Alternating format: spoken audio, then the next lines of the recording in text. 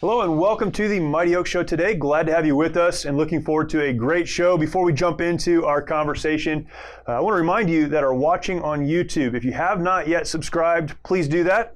And more important, maybe even than subscribing, is hitting the notification bell. That lets you know when more content comes online. And I like to remind folks of this all the time because I'm not sure you're always listening.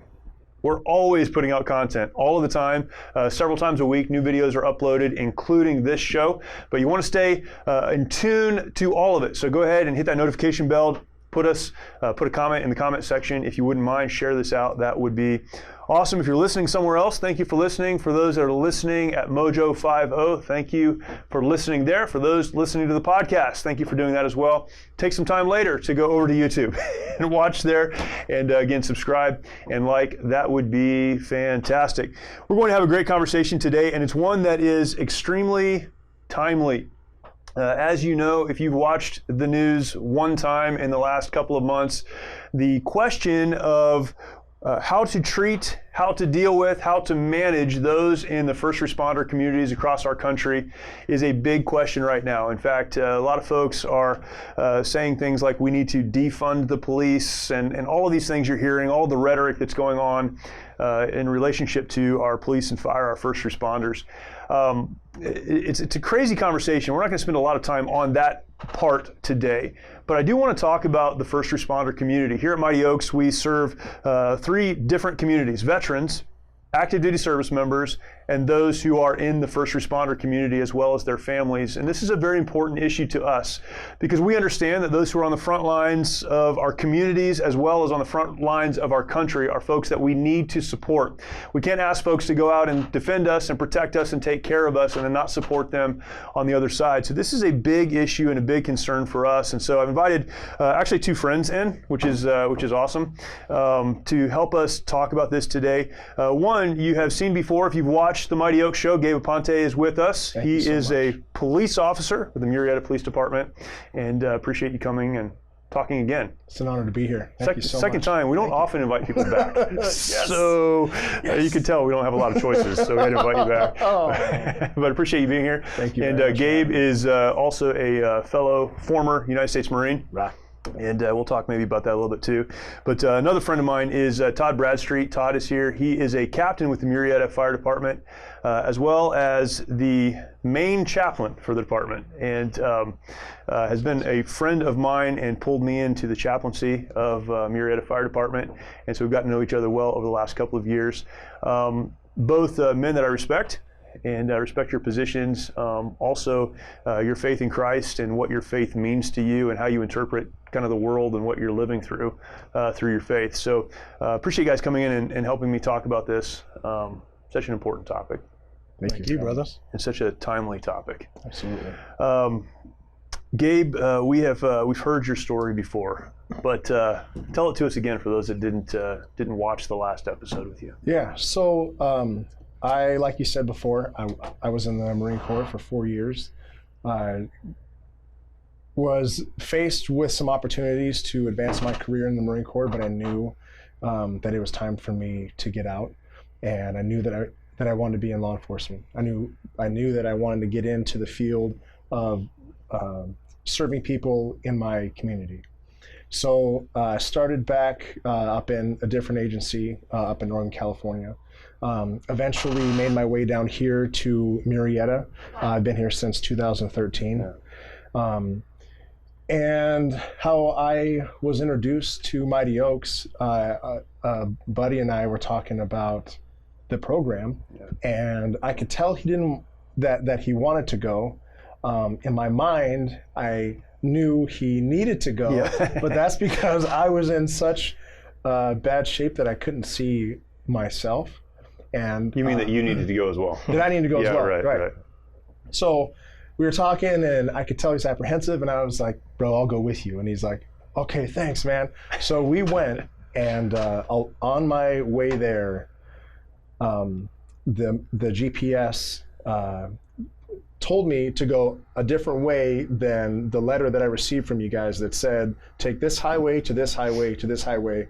Like 3 steps in, you'll be there. Yeah. Mm-hmm. So I was taking all these wrong turns to get there, and each of them ended with a dead end or on a scary dirt road with big oak trees. And because if you've been out to Sky Rose Ranch, it is not easy to get to. In the middle of nowhere. It was in the middle of nowhere. I'm like, where am I going? It's beautiful when you're there, but not when you're looking for it. So the very last turn that I got to when I went down the wrong road again, by the time I got back to the actual pavement, it hit me like a ton of bricks, and I just became emotional. I was crying, and I realized that that was a representation of a lot of the things in my life, that I had a lot of things that were wrong with me, that I wasn't dealing with them, and I wasn't sticking to the path and the road that I was supposed to take. And I was doing my own way, taking all these wrong turns.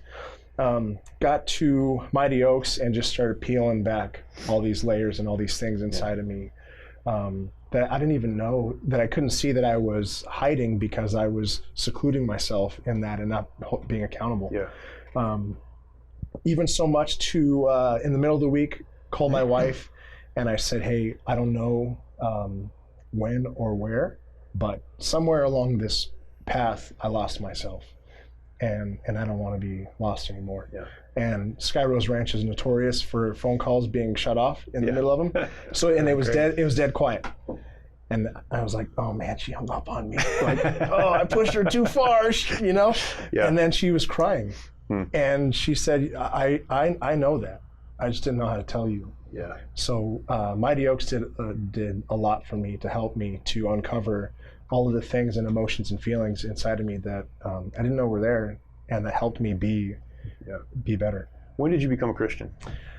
So I became a Christian. I was 12 years old at a Christian summer camp. Mm-hmm. And it was, I remember the pastor was asking, if you went to bed tonight and you died in your sleep, do you know where you would go? And even from as a child, I could tell that this stuff came from somewhere. I came from somewhere. I had to have come from somewhere. Yeah. And once I understood that, and that thought hit my head, I was just I couldn't sleep that night. And the next morning, I went to my counselor and said, I want to be a Christian. I want to be saved. Right. And since then, I mean, a lot of my friends, some family members have those testimonies of like, oh, I was in gangs and right. a bullet whizzed by my head, and then I knew there was God. I knew. Mine wasn't like that. Mine was, I grew up in a Christian home at a young age, and we went to church all the time. My testimony is more of a story of the redemptive power of God, and how being a Christian, I did things that I knew were wrong that did not represent what Christ called me to be. Yep. And it shows more of his forgiveness, really, Yeah. So, that's awesome. Yeah. Todd, how'd you end up in the fire service? And I don't know. No, I'm just kidding. No, that's what I'd love to hear.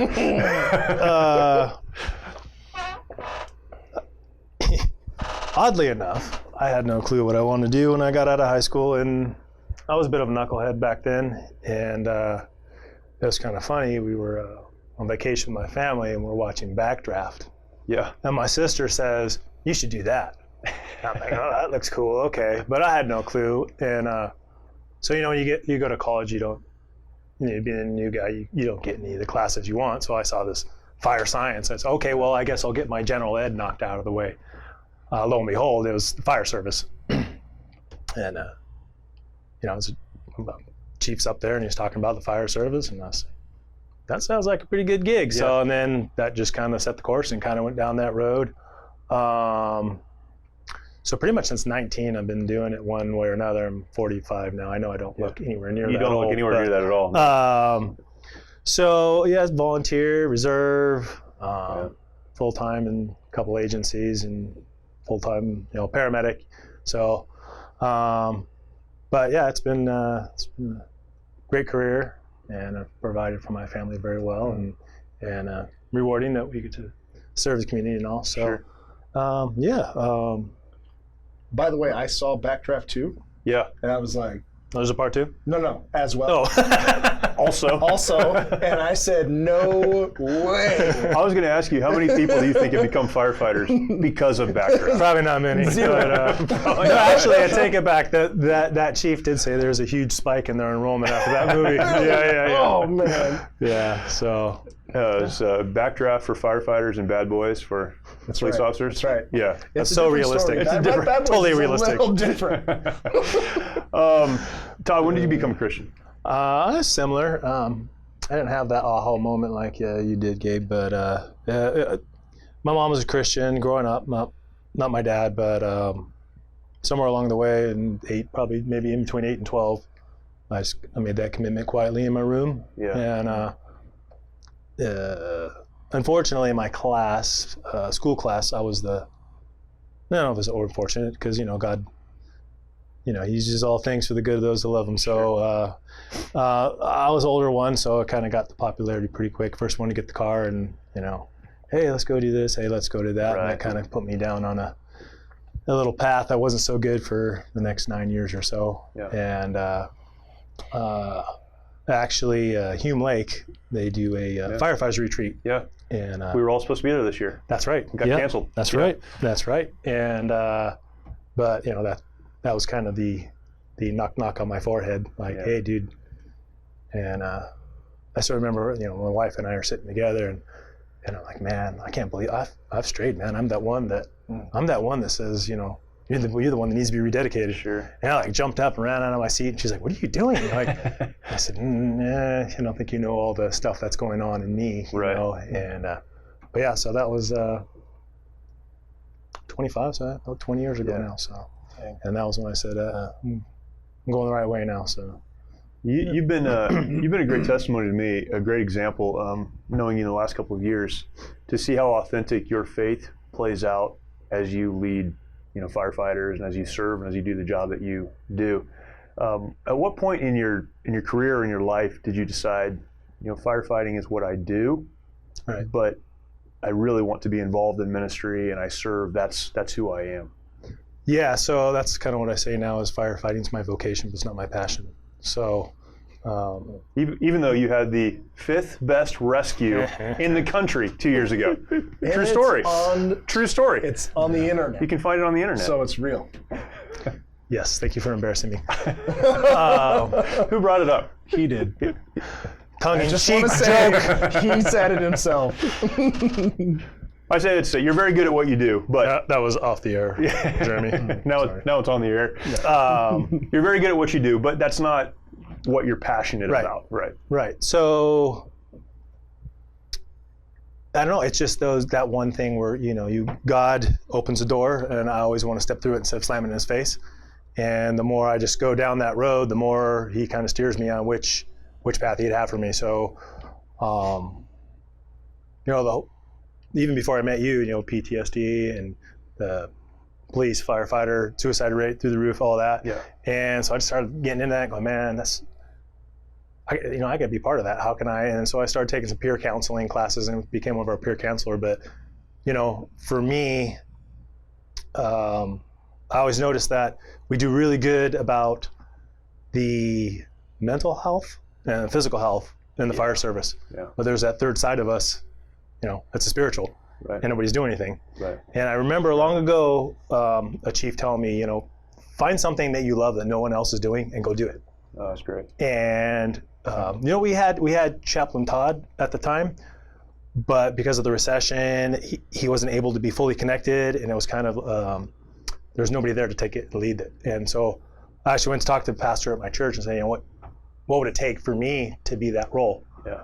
And he said, well, here's this, and all these classes. And I said, well, here's a degree program that I was looking at. It's a degree in theology of Christian counseling. Yeah. And he said, well, yeah, you knock that out, then we'll ordain you. That's awesome. And that's kind of what I needed to be, our policy-wise, at our department. So that's kind of where it's going now, and where it leads me for the future.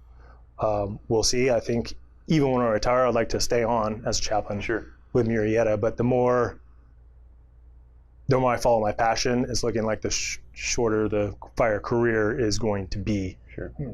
If that makes sense. Yeah, as God opens up other ministry doors. And so just being sensitive to calling and see where it goes. Awesome. So, yeah, one of the things I respect about both of you is, and I believe this when I was in the Marine Corps, is often jobs like service in the military or in the first responder community, Christians will look at that and say, that's not for me as a Christian, that you can't do ministry there. And man, my experience in the Marine Corps, and certainly in other areas of work like this, is there is no better place to do ministry than among those who are every day putting it out and trying to figure things out and trying to reconcile what they see and what they experience, and how important it is for people of faith to be engaged in this type of work. Yeah.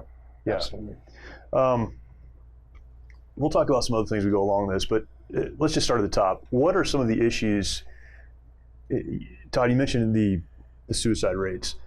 Suicide rates amongst police and fire service nationally.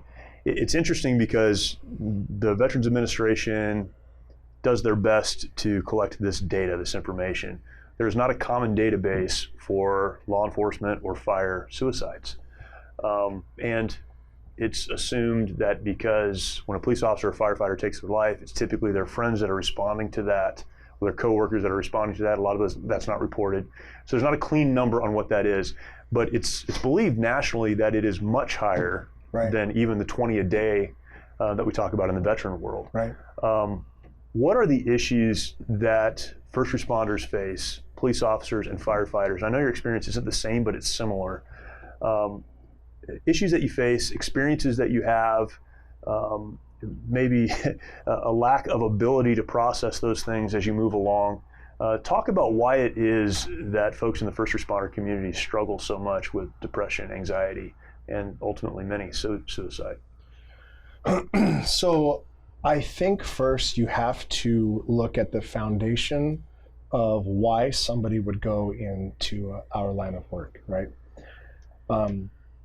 If you were to go out to the store or walk the street and walk up to someone and say, how much can I pay you to be willing to give your life for me? I'll write a check right now. How much can I pay you? Every person you talk to would laugh at you and they'd be like, right, I can't spend it because I'm dead. Well, that's exactly what people in our profession do, which you would have to assume that if we're willing to give that, to lay down our life, then that means our investment's all in. That means that every day when I leave my home, I think in my head this could be the very last time that I come home, because I could possibly die for somebody else. It's not dying for me. It's not getting the 5th best award, Fifth best rescue in America. Yeah, we don't get stuff like that. Okay, since you keep bringing it up, it was pretty rad. It was pretty rad. And there's a great video out there. It was amazing. So emotionally and mentally, and I know, speaking for myself and speaking for people that I know, we are so invested into this that when negativity comes back our way, or when we're inoculated with stress, you feel almost like, I guess the thing that I can compare it to is being a parent, and you see your children make mistakes, and you feel like, I've invested so much into you. I mean, I went through a very rebellious stage as a young adult, and I remember my dad grabbing me by the collar, and he said, "Who are you? Where's my son? Where's my son?" And I knew that he invested so much into me, that he was so hurt by what I was doing. So that was a little side note. Getting back to it, being that we invest so much into it, emotionally, a lot of people don't want to admit it, but we're sensitive to the things around us. We're sensitive to the way that we're treated by other people. We're sensitive to the things that we see. We're sensitive to the way that we even react, like when you react, you're like, oh, I shouldn't, and it comes to a point where you just keep filling yourself with all of these sensitivities, and if you don't have a way to let it out, everybody has their limit. If you were to blow up a balloon and continue to blow, it will eventually pop. Yep. And every human being on the earth has that limit where they break. And so emotionally, we take on so much that it's very difficult for us to let it out, because we live in a type A environment, alpha environment, right? Where you're not supposed to show pain, you're Sure, not supposed to right. hurt, you're not supposed to go crying to the chaplain. Which is funny because the party line has changed, right? Right. It's like, well, no, we invite that. We want people to talk about it. We want that. And the military is the same, but practically that's not how it happens. Right. I mean, things like Mighty Oaks and other programs out there are bringing more light to, hey, these guys they're killing themselves because of not just their job, but because of what they have become at home. Yeah. Or because the way that now they are failing now as a father, failing now as a husband, and they're receiving what they're sowing in a way, and it's too much. Yeah. What's your perspective on that, Todd? I know that the fire service is a little bit different. Probably one of the best statements on this I ever heard was from one of the Murrieta firefighters. I think we were going around to the stations and talking to different people, and one of them said, "It's a crazy world where you can pick up a dead body off the street in the morning and then have to go and change your uniform so you can go do a community pancake breakfast." Right. It was something like that. But can you talk about that from your experience a little bit? Yeah, our heads definitely become punching bags of the stuff we see, day in, day out. But I was kind of tying on to what Gabe was saying is I think in America in general, so you meet somebody and the next question after you introduce, you say your name, what do you do, right? Everybody has a little bit of that identity there, but I think it is like so much more intensified in our profession, police and fire. It really is who you are. Yeah. Right? You are a firefighter. That's Right. who you are. You are a police officer, right? And if you don't have something bigger than that, when all that stuff's pounding in your head and it starts being a part of the problem, right? Like me physically, me mentally, spiritually, it's just pounding me, seeing, picking up this kid and then, I got to go over here and do this pancake breakfast, and you're just trying to reconcile that. Yeah. If you don't have something bigger than me being, I'm Todd, I'm a fireman, instead of Todd, well, I would say for me, Todd, I'm a Christian. Yeah. Right? So that's something bigger than me. All that stuff starts to unravel, in your personal life. And you don't know how to reconcile that because what is me is now falling apart. Yeah. What do I try and grab onto? And that's what I see is like culturally is so just magnified compared to the regular public.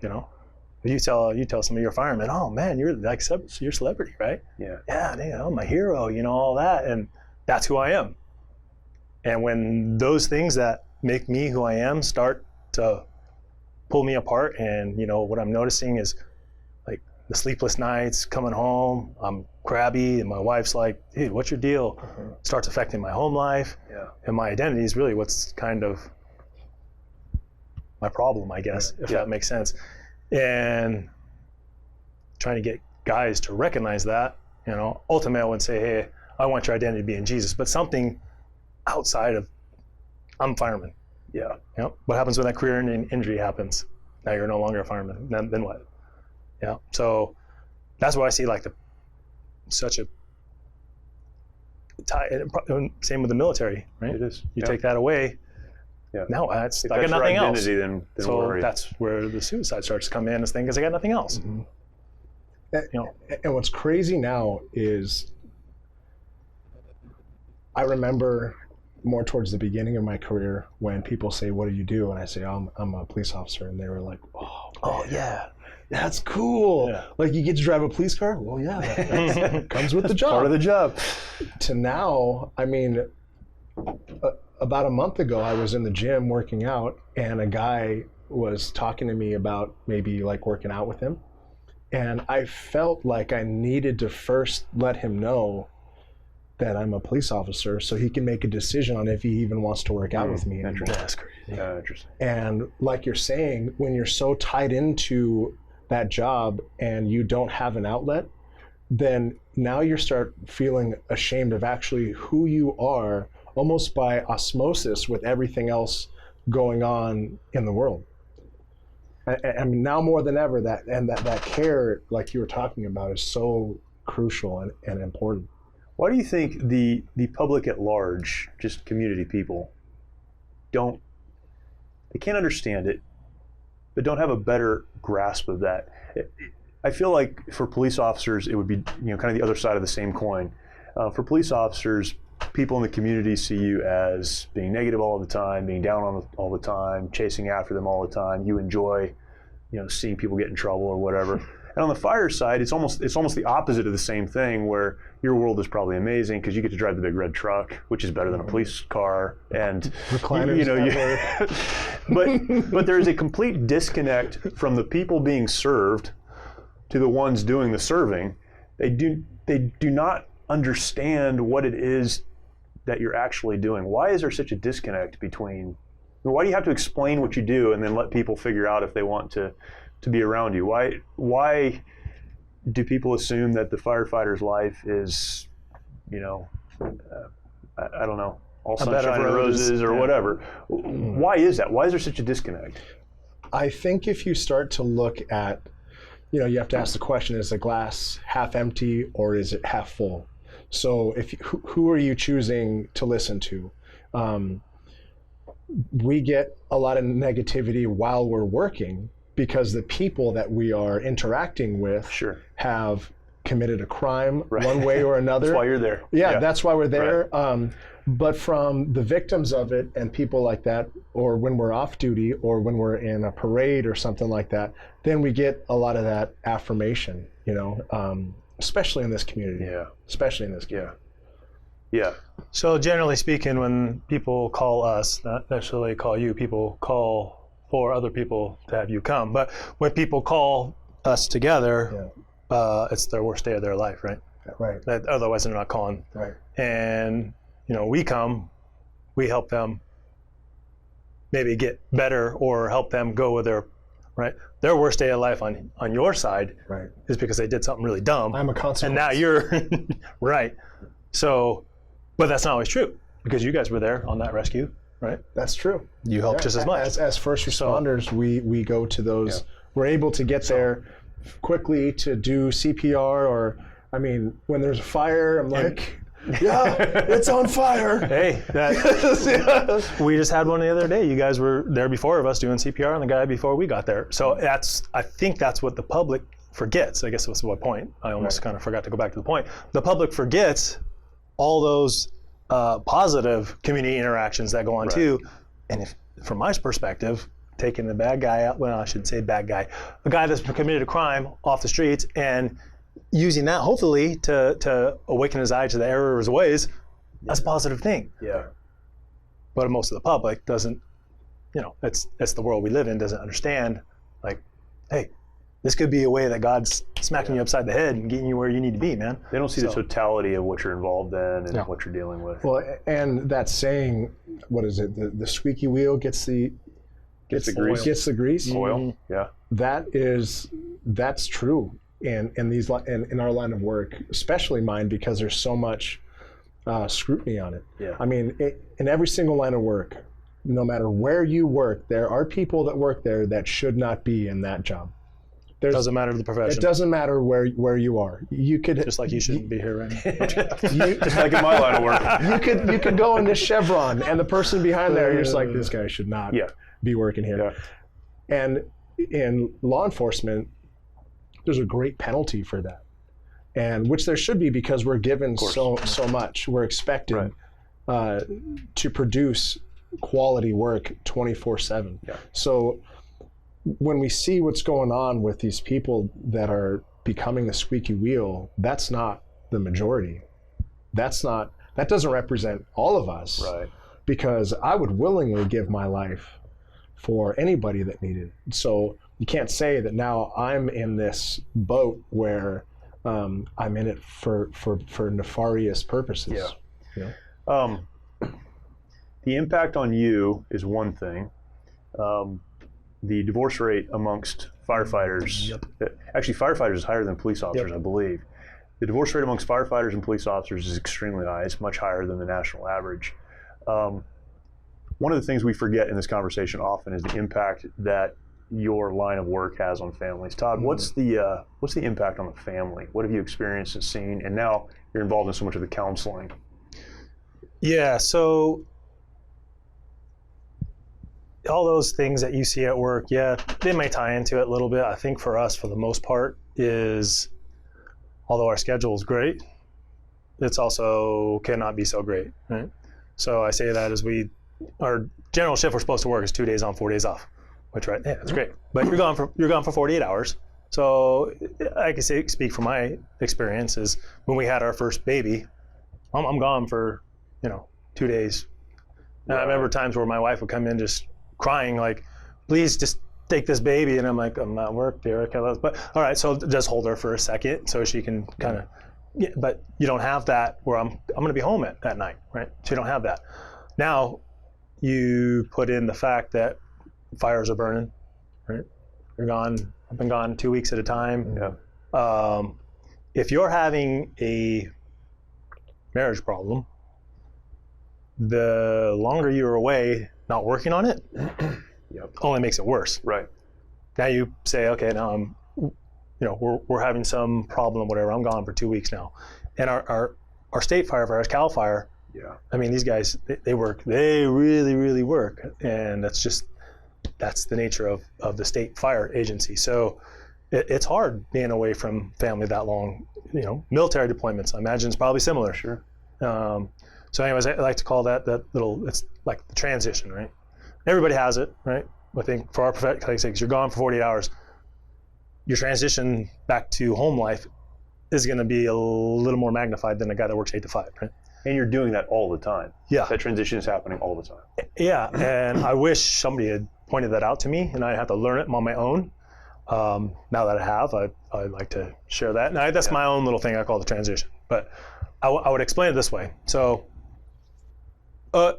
sleep deprivation is definitely not helpful, right? So anyways, I get off work. I'm super excited, right, to go see my family, right?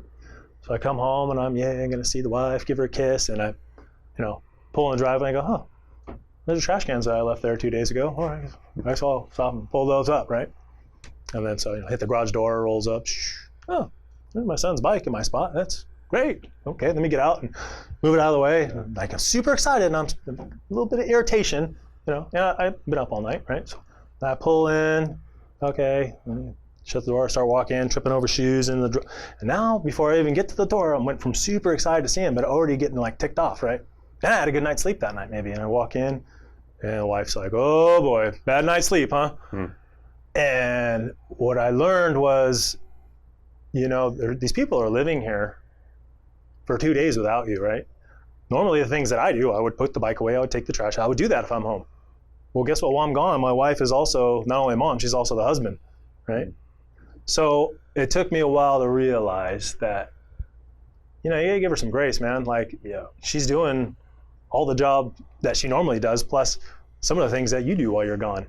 And like I said, 8 to 5, that time period of things not getting done at home are probably not as big as if you're working 3 days, 4 days, because that happens too, right? Yeah.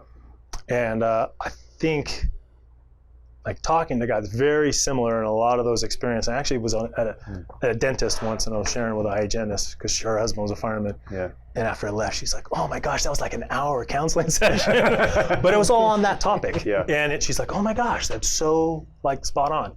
So I don't know if that's exactly answered, but it just popped in my head. Yeah. Yeah, but the challenges of being away, and then just the danger of the job, I would imagine, has an impact on your wife and the stress that goes along with that. Yeah, I think so. And when you're jumping in rivers and pulling people out of cars. Rushing rivers and pulling people out of cars. Yeah. What's the impact on the police officer's family? You said the word that I've been wanting to say. You hit it right on the head. I love you. I know that's it. A phrase. Yeah, I know it because I'm a recipient of it, and that's grace. My wife is a warrior for me, and I could not have asked God for a better person to be my partner, because through my struggles, and I still struggle, there's still things that I have problems with, and things that I feel the tension and the anxiety, and I'll react in a way that is not the best way that I should be reacting in some circumstances, whether or not I get frustrated or, but she gives me grace. So I'm talking right now to all of the law enforcement spouses out there. Give your husband some grace, because we need it. To look at somebody and when they come home, know that there's so much more inside of them that's going on than what you see. It's not just finally you're home. Now, jump into dad mode. Spouses really need to dig in to their husbands, or vice versa. If for the women that are in law enforcement, same thing. Allow them to make mistakes, but be there to love them through it, to give them, because grace is something that I get that I don't deserve, right? So let me sum it up in a way that, like, my wife has almost become my diabetes dog. How, like, you know what I'm saying? I'm not saying she's a dog. I'm saying diabetes dog. You know exactly. When someone has diabetes and they have their dog, the dog barks when they start to sense that something's going wrong. Gotcha. As an example, we were in Costco months back with all of our kids, all 6 of them, on one cart, and we were pushing another one, and it was crowded, and people were bumping, people were being rude. My son's in a wheelchair, one of them, so people were being rude to him. And she could just sense, like, the inside of me, that maybe another person that is not already so wound up so tightly would be like, whatever. Yeah. But for me, I'm wound up tightly because of everything else that's going on. Sure. So I'm a little, almost ready to break. And she looks at me and she's like, "How you doing, babe?" And I'm like, "Okay." And so we had stuff in our, let you know. Yeah, we had stuff in our cart. And she goes, "Hey guys, we're going to put everything back. I'm going to take you guys home, and then me and Daddy are going to come do this on another time." And I was like, "I'm not going to cry in Costco." But that's exactly what I needed. I needed grace. And so, to answer your question, the impact on the police family, coming from the perspective of the officer, we need to have that grace given to us, where they're able to help us unpack it. Investing in your marriage, investing in what it takes as a parent to be a good parent. We don't just, like you said, sometimes you get wrapped up and you become like you think you are. Like, I'm a police officer. That's what I am. That's not who I am. That's what I do. I'm good at a lot of other things. So in the mindset of those that are so built into that's who they are, it's difficult for them to make that switch and come home and now deal with situations where they're induced with stress. With family stuff. Yeah. What can those on the other side, so as you guys deal with your families and try to help them navigate what you're going through, you need to have grace extended to you. Right. But how do you support your family through those things? Because they need a measure of grace. As well. Mm-hmm. Even more so. I'm very blessed as well, because my wife is like the best person I know. So, it's easy for her to do that. I'm a little more stubborn, but I was thinking about, like, tying kind of what you were saying and what I was saying, and that transition, right? So, like, you come home, you're ready to, like, I just want to kill somebody because all these, whatever. And I kind of same thing, because we do go on a lot of really irritating calls, but my wife has been surrounded by kids for 2-3 days. She wants to have some adult time. She wants to talk, right? Yeah. So kind of putting it all together, she's having her own experience while I'm gone. Sure, right. And it's like, I'm tired of saying goo goo, gaga, or whatever. My kid's a little bit older now, but to get the point, right? So she's craving some adult time. Right? Where I'm coming home, I'm craving just some alone time, just some quiet time, right? And so then you come in and there's that clash where she just wants to come on and so strong. And I'm just like, oh, whoa, give me a break. And I think you could talk that through ahead of time if there's a period of like, hey, let me walk through the door, just kind of make my rounds of the house and just kind of reset for maybe half hour, 45 minutes, and then, hey, bring it on. That's kind of worked out good for us. Yeah. So essentially what you're talking about is proactivity. Yeah. And I think that's it, you know, being communication. You got to be talking before the problem happens. Yeah. And surrounding yourself with people that can help you with that. Surrounding yourself. I mean, like if you know that you have a drinking problem and your wife thinks that you have a drinking problem, don't go out with a guy that also has a drinking problem. Right. Generally speaking, not a good idea. Not a good idea. Realize how you need help and be proactive about it, because you change when your family falls apart. Your family life will dictate the quality of work that you produce. Sure. So if you love all those things, you need to be proactive. Just like I serve my community, my first calling, my mission in life, first and foremost, is to be a father and a husband. And if that's true to me, then I need to be willing to dissect myself, be proactive, and be that for my family. Yeah, that's great. Let's shift gears a little bit.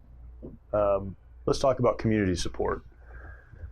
We live in a community, and you guys serve in a community that is very supportive of our first responders. We're in Southern California, but it doesn't always feel like we're in Southern California. It feels There's like a giant force field. It's kind of crazy. The bubble. It's the craziest thing. Called the bubble. So we're very, very blessed to live in the place that we do and to receive, you know, the support, and even in the military community, a lot of support. What are some things that are done here, or what are some things that a community that wants to support the first responders, what can they do? And again, it could be the experience that you've lived through here. What do we do? What happens here? Or what should happen in a community to support the first responders? Now, again, this is not condone bad behavior of bad first responders. As you mentioned, there's bad firefighters, there's bad police officers, just like there's bad everything else. But that is by far not the majority. That is certainly the exception. But for a community that appreciates what their first responders do for them, how does a community partner with, or how does that support happen? What does that look like? I think it's more of a hot topic for the PD side these days. So, I mean, take it away, man. So they have this term right now called the silent majority, right? That silent majority, if they were to stop being silent, it would be so loud, it would be deafening. What I have experienced here, we have people and businesses and individual families almost every single day bringing food to the department for us with letters signed saying, thank you so much. I was in a parade for the school that I'm assigned to as an SRO for the seniors, and as we were going up our parade route, there were families. A lady was out there crying, and she mouthed the words "thank you" to me. And thank the Lord I was wearing sunglasses, because I was crying saying you're welcome, because I felt that coming from her. Like I felt that warmth, and I felt that appreciation. I felt that confirmation of what I am going through and what I'm feeling is real, and I'm doing a good job. Yeah. Because we don't get that a lot. So communities need to be proactive with how, if they like their law enforcement and they want them to stay, then they need to, now is the time more than ever to tell them that, to let them know, we love you, we need you, we understand. You don't even have to say that you understand that there's bad cops. Yeah, of course. We know that. It's obvious. That's very real right now. It should be assumed, right? Yes. But if you appreciate them, tell them, whether it's in a card, whether it's you're at a traffic light, and this has happened to me here. They roll down your window. I'm like, roll it down. They're like, hey, thank you, we love you, right on, you know. And I'm like, oh, yes, you know. And it takes a couple notches off that stress level, and it gives you a story when you get home. You know, hey, how was your day? You're like, actually, it's pretty awesome. I mean, you know, besides the domestic violence thing I had to go to, and you know, a guy fought me, some people were thankful. And I can tell you on a personal note that stands out more to me than anything that has happened in my entire day. And that is something that helps build me and helps me to want to do a better job, helps me to want to serve my community with even more than the power that I think I have, because now I know that they're right behind me saying, we support you. It's a partnership instead of... That's part of our mission statement, right. Partnership with our community. Yeah, that's right. Yeah, our community is so awesome. Like, the morning, Dad comes over, knocks on the door with his little kids, leaves donuts on the porch, and I opened up and said, "Oh no, the police station's down the street." No, dude, it was the recliner guy came. Oh, that was so cool though. Like, and he, because you know, COVID, he's like, "Here you go." Right. Like, can I come? Right. That was pretty rad, you know. And he's had his little kids right there, and I think that's like teaching your kids that, right? And that's, I guess, the point is that our society so much missed that. Is like, you got to be the example for these little ones, right? Yeah. We say it, but we don't do it, right? Yeah. And that just, to me, that stuck out. That's a dad that's sitting there saying, "Look, this is what you do to show like your appreciation." Yeah, we, right. we had that's right. That's great. We had some explorers that were going out on a run, and some of our officers were with them. Yeah, my son was with them. He was So when they were on that far west end, father came out incredible with picture. His little girl and the dog. The little girl's holding an American flag, and the dad, he was holding like an inclement weather, the giant Iwo Jima flag, and he was like, the picture was just incredible. Just cheering them on, and that means, I can't even tell you how great that is. Yeah, that's awesome. That's a great picture. It's on the Murrieta Police Facebook page. For anyone who wants to check that out, it's a pretty cool picture. A lot of that working with the community, I think you must come from the top down. What can those who are, we'll say city council members and those who make those decisions and the chiefs of police and fire, what can they do to create an environment where there is that relationship? And speaking from my own experience, particularly here, even with Mighty Oaks Foundation, we've invited, both chiefs to come in on the show and have conversations and come to events, and it's very much a dialogue. There's not 12 people between us and them. They're very involved in the community. If you go to a community event, community birthday bash every year, everyone is out. Everyone's, you guys know. Every year except for this year. Except for this year, it's canceled. How from the top down in a community can that environment be created? I think so.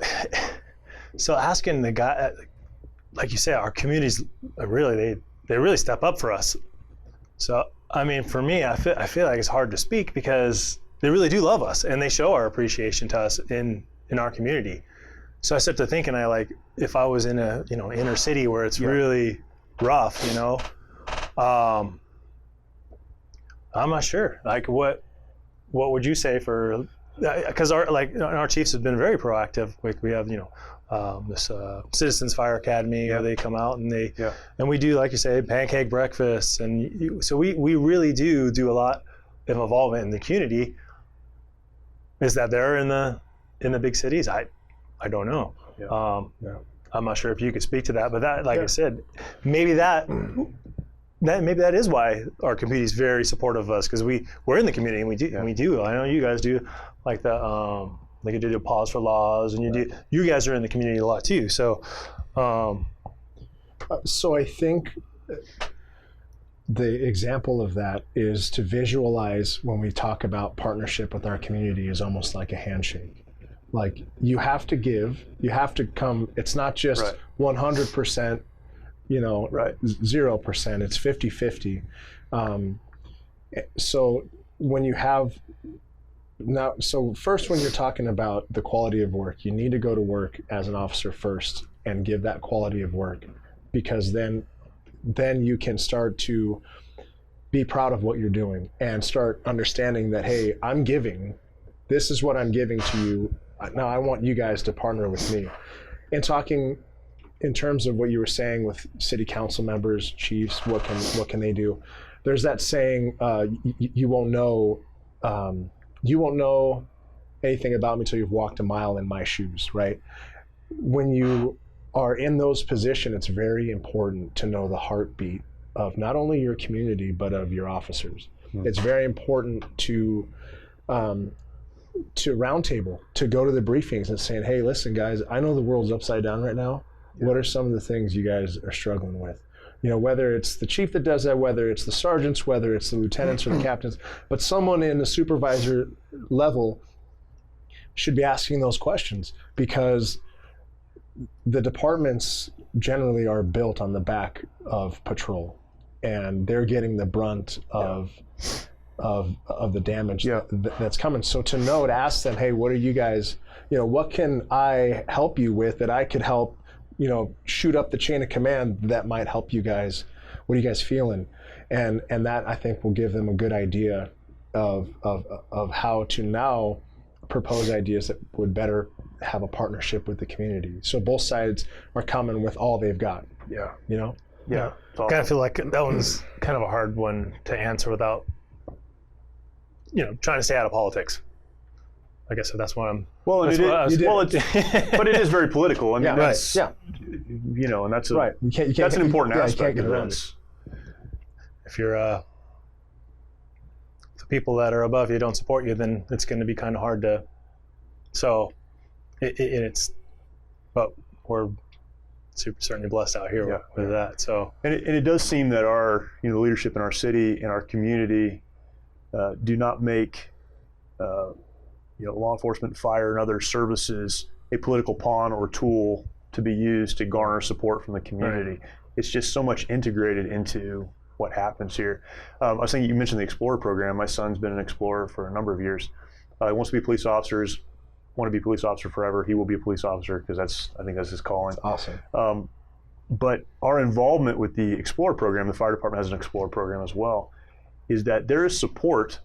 This blew me away. Like, coming from the military, like if you're a Lance Corporal PFC or in an ROTC program, nobody cares about you. Not at all. Right? Yeah. So when my son got into Explorers, I thought it's going to be rough, but he'll get exposed to some good things. He'll probably get made fun of a lot and clean floors and stuff. I don't know what it'll do. The support from the chief, every police officer in the department, and then the city has been absolutely incredible. And I think that's a part of what you're mentioning, is bringing people up to respect the city, respect leadership, respect what happens, the professionalism.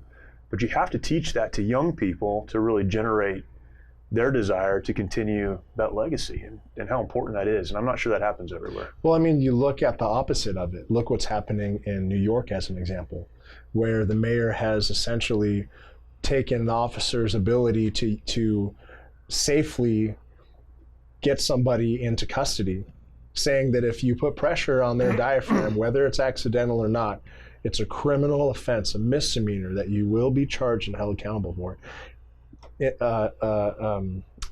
Retirements have gone up 400%. And so now so when that starts to happen, it's a domino effect, and it starts crumbling. So now not only are you undermining what your department can do, but the quality now of what you're going to get when they're serving is not going to be as good, because they don't feel like their leadership is supporting them when they're out in the field doing the thing. Could you even imagine? I mean, look, what happens in homes when kids feel like their moms and dads don't support them? They either run away or they find people that have their common interest and they join them. I mean, and it's that same feeling. I can't, my heart goes out to all those officers out there that are struggling with wondering, is this really what I should be doing? Yeah. Because if I go to work today and I go to jail, I can't go to jail. I mean, in any other line of work, would you do something? Would you go to a job where they say, if you accidentally do something, you're gonna go to jail for sure? No, I wouldn't do that job. Yeah. You know? And that breaks down along every area of whether it's community support or even the professionalism of those doing the work. What is something for each of you that you would, if you could stand with a megaphone out on the street corner to tell people in the community, and again, I know we're in a different place, but if there was a message you wanted to communicate to people in the community, what would that message be? Well, you're asking the chaplain. Well, give us a chaplain's answer then. Yeah. You need Jesus, man.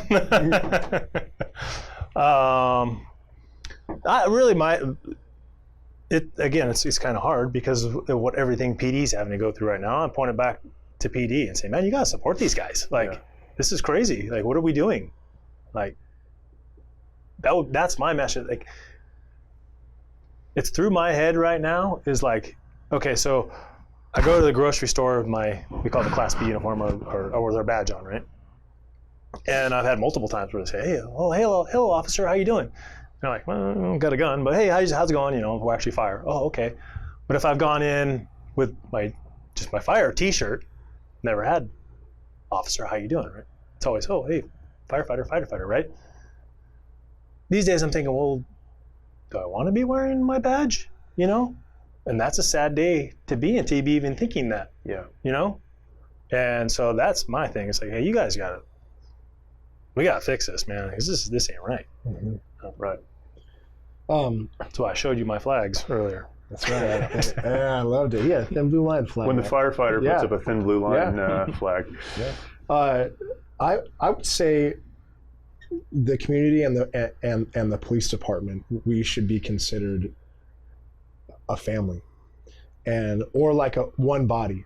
So when you have a wound and it's hurting, you need to heal it. And right now, law enforcement across the agency, across the nation, they're wounded and they need to be healed. And the only way that they're going to be healed is to get that affirmation from the community saying, thank you for your service. I mean, when you see a veteran, whether it be a Vietnam veteran or someone in the hat, I tell my kids, when you see that, you just tell them thank you for their service. And you just get that look in there, you can see that look in their eye, we're like, wow, thank you.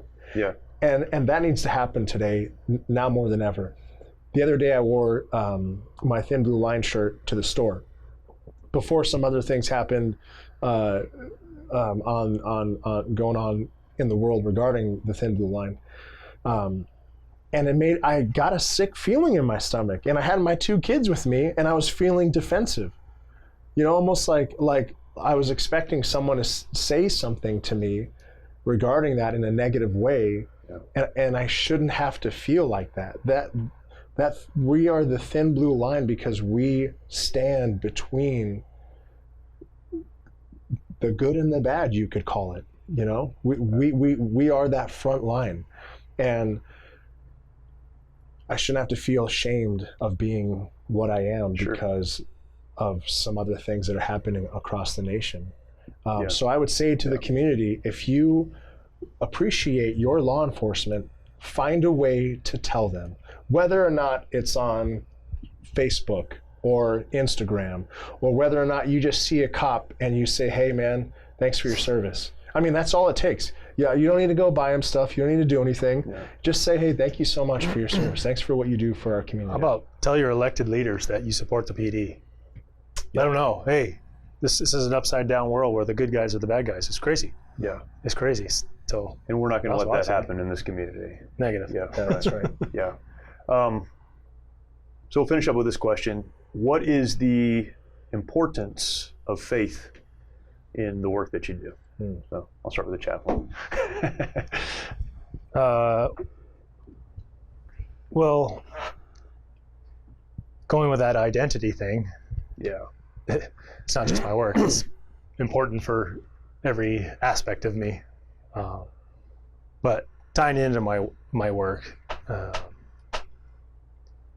those that don't have that faith or that bigger calling, maybe, whatever that may be, and their identity is, I'm a fireman. Yeah. You can get into that, I'm gonna squish whoever can to get to the top, right? And that might be any profession. I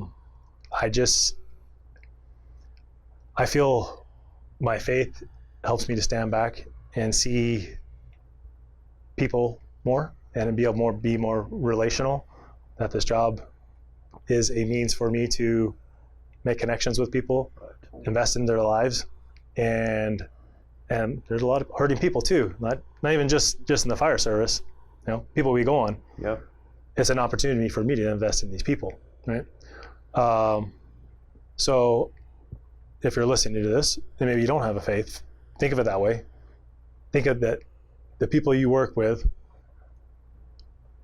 can be the greatest investment you can make throughout your life, because I guarantee you, the day you retire, they're going to replace you with somebody else the next day. Yeah, that's right. And it's going to keep going on the way it has for forever. So just right now, you're just a small piece in it. So, but those relationships that you can establish, that can be lasting, Yeah. eternally, I would say. Yep. But if not, at least deep into your life. And so anyways, I guess what I would see, the separate side would be those that don't have that faith, don't necessarily see that. And then those without trying to be tactful in the way I say this. Like I said, you can get through your career by stepping on people, right? And trying to get to the top. Yeah. And with rookies and explorers and whatnot, that if you don't have that relational element, you could do more harm, I guess, would say, than good. So I don't know if that made sense or not. Yeah, for sure. Without faith, your identity is lost, and without faith, your perspective is off for sure. Yeah.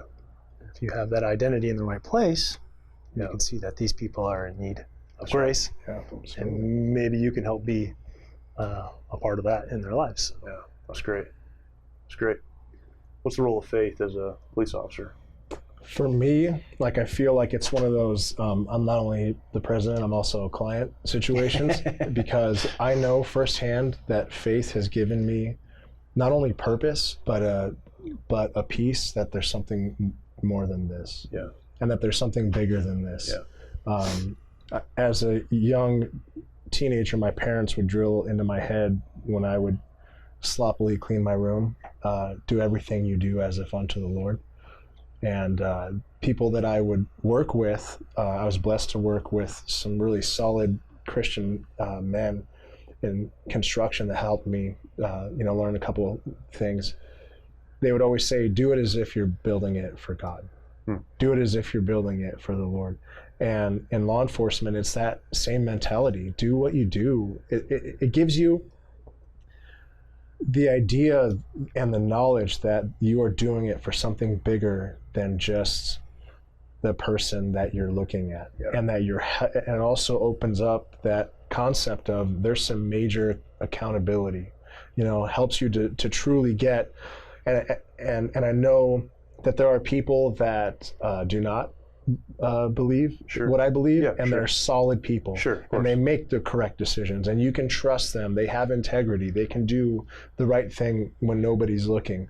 But what is missing is that and I can only say it because I felt it, that when you put your faith in Christ, when you truly understand who you're serving, it opens up a whole new level to why you're doing what you're doing. And it also helps on the other side of that healing aspect. Yeah. And the understanding of, I need to open up and deal with this, and there is a God that loves me, that's going to help me, and that has been there for me. There's a song that I heard on the radio. You're not going to start singing, are you? No. Oh, yeah, we're out of time. It's called There Was Jesus by Zach Williams. And he talks about all these times in his life that he went through when his friends left him, when he was in the darkest moments of his life, and he would end that sentence with, and there was Jesus. And I know that because I've been in some crazy circumstances where I can see the fact that Jesus was there. When my son was 6 months old and he almost died and they had to do brain surgery on him, looking back at that, I could say there was Jesus. And there was a reason why I went through that. And if you don't have that faith and life begins to crumble, you will implode. Right. But if you have that knowledge and the faith and the relationship with Christ, you will really begin to understand that this is just a moment. You know? Yep. Yeah, that's great.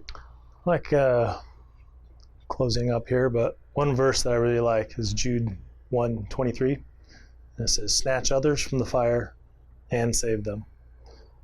So It's a fireman saying right, that, it's sure. it's a little more appropriate for me, but going for you too. So you're active in saving somebody's life, right? Right.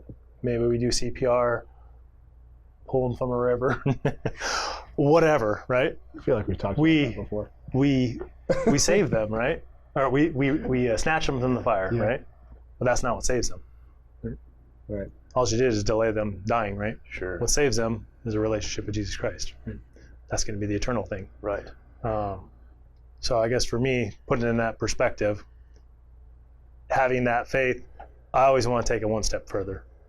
I don't want us to leave it at I rescued them.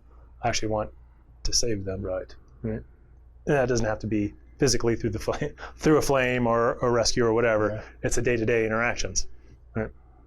Yeah. So It gives your life real purpose. Absolutely. Yeah. That's awesome. Guys, thank you so much. We could talk more. Maybe we'll do it again. Thank you for having me. yeah, that was fun. Thanks for coming in. Cool. And thank you for what you do. Keep us all safe. Take Right care of on. us for your influence. And man, we're praying for you guys out there. Be safe. Thank you, brother. Yeah. For those of you that are watching, thank you for watching. And go out and tell a police officer, tell a firefighter how much you appreciate them.